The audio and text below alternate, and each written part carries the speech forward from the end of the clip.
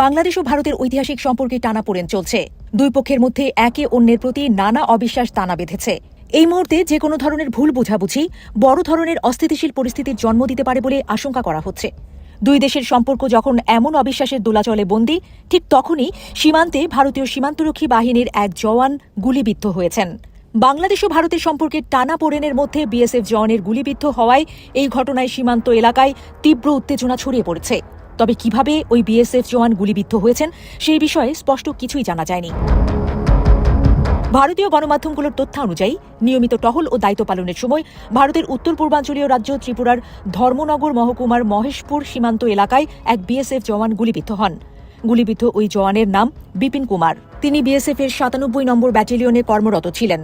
ভারতীয় গণমাধ্যম বলছে, গুলিবিদ্ধ হওয়ার পর ওই বিএসএফ জওয়ানকে সঙ্গে সঙ্গেই সহকর্মীরা উদ্ধার করে।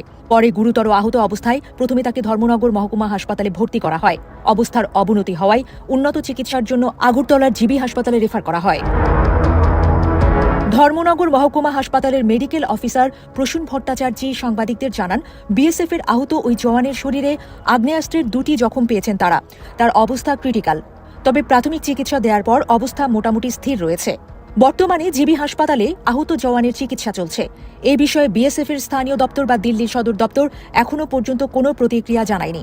এদিকে এই ঘটনার পর সীমান্ত এলাকায় নিরাপত্তা আরও জোরদার করেছে ভারত।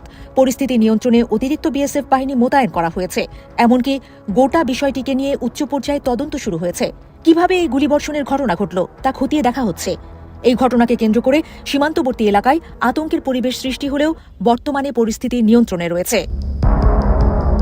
বাংলাদেশ ও ভারতের ত্রিপুরার মধ্যে প্রায় ৮৫৬ কিলোমিটার দীর্ঘ সীমান্ত রয়েছে, যা ত্রিপুরার মোট সীমানার ৮৪%।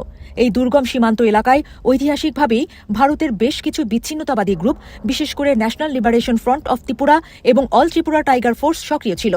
বিভিন্ন গণমাধ্যমের তথ্য বলছে, বিএসএফ এবং ভারতীয় সেনাবাহিনীর সাথে এসব গোষ্ঠীর সংঘর্ষের দীর্ঘ ইতিহাস রয়েছে। বিচ্ছিন্নতাবাদীরা প্রায়ই গহীন জঙ্গল ও দুর্গম সীমান্তকে ব্যবহার করে বিএসএফ এর টহল দলের উপর অতর্কিত হামলা চালিয়ে আসছে। অতীতে বিভিন্ন হামলায় বিএসএফ জওয়ানদের প্রাণহানির ঘটনাও ঘটেছে।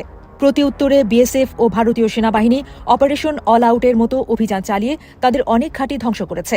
বর্তমানে বিচ্ছিন্নতাবাদীদের শক্তি কমলেও মাঝে মধ্যেই ভারতীয় সীমান্ত এলাকায় এসব বিচ্ছিন্নতাবাদীদের উপস্থিতি উত্তেজনার জন্ম দেয়। ত্রিপুরার ধর্মনগর মহকুমার মহেশপুর সীমান্ত এলাকায় বিএসএফ জওয়ান আহত হওয়ার ঘটনায় এসব বিচ্ছিন্নতাবাদী জড়িত কিনা তা নিয়ে প্রশ্ন উঠছে।